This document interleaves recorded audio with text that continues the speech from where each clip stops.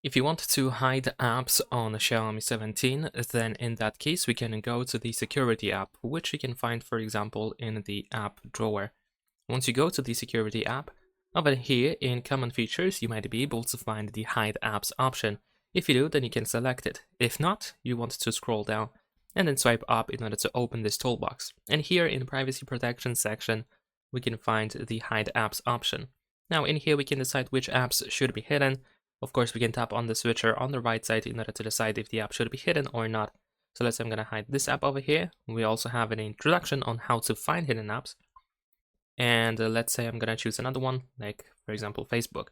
So now if we want to find those hidden apps, you just want to go to the home screen and you want to spread two fingers apart into any direction. And there we go. Now we have access to our hidden apps. You can also activate the app lock. So then you will have to enter a password in order to be able to go to this hidden apps section.